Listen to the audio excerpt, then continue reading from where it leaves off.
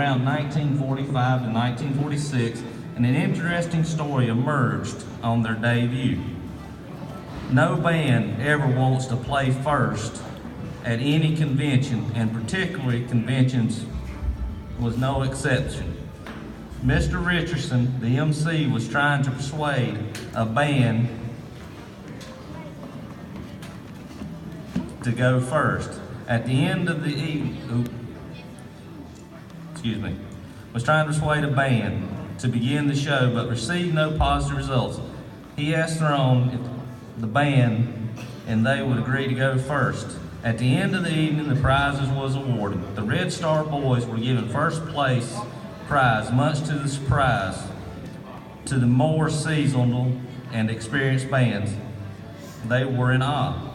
Theron thinks the day that their reason for winning was because they agreed to go first. Regardless, it was a Star Fiddlers convention that Theron remembers very well, not only for being the first convention, but being voted the best band on stage.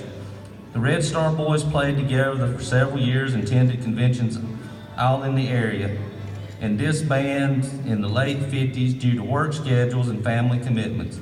Theron later played the banjo with his son in a band called the Johnson Ford Band, and they performed at all Star Fiddlers conventions and played at many venues around North Carolina. Theron noted for his attire of a dark suit, a tie, and a Stetson hat. I believe he's got it covered tonight, folks.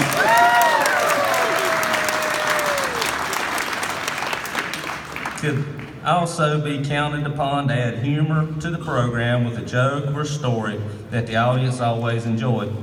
For the next 25 years, he continued to play the banjo, and around 10 years ago, he developed arthritis in his fingers, which prevented him from making the chords. Therefore, he switched to the doghouse bass, taught himself, and has been playing it until the past year when he was taken ill.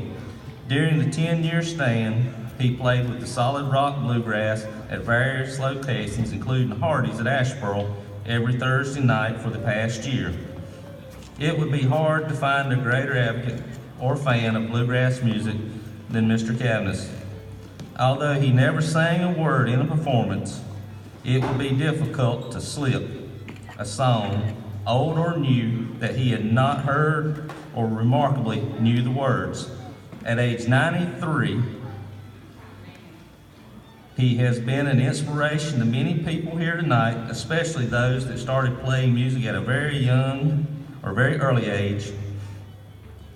He was always complimenting them on their talent and encouraging them to stick with their instruments, practice hard, and one day they would reap the benefits. Furthermore, all of us appreciate your zeal for the music that we love, your compassion for others, and demonstrating the characteristics of a hero that we have all admired and respect.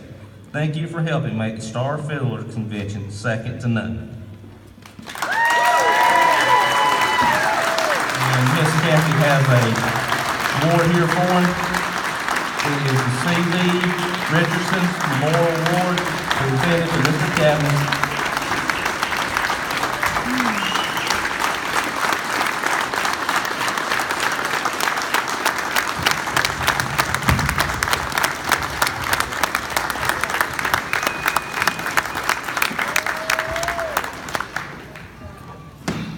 Good evening, folks. It's good to see each of you. I want to meet some old friends and also make some new ones. It's always been a joy to come to the Star Fiddlers Convention. I've been coming, I believe the first time I come was around 1947 or 48. And I come several years and didn't miss. And for the last 35 years, Eldon and I have been performing here. And we appreciate every one of you who come out to hear us. It's been a joy and a privilege. And I want to thank the club that presented me this plaque. I appreciate it very much. I don't have the words to tell you how I do appreciate it. And I thank you very much. God bless you, young man.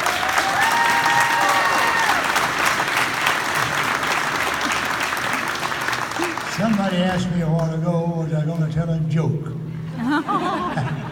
I'm getting about too old to tell jokes, but I will try to tell you one.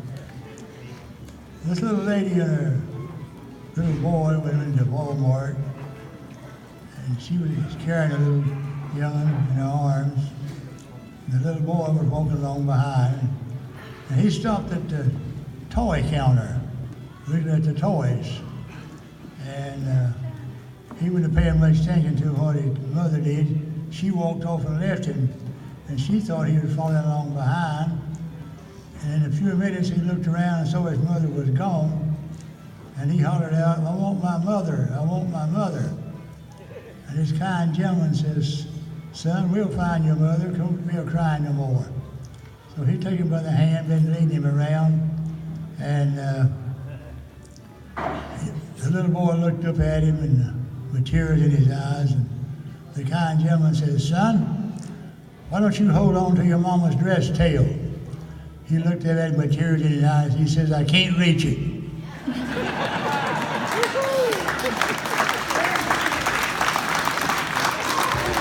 Thank you so much, sir. Let's give Mr. Caviness one more round of applause for all he's done.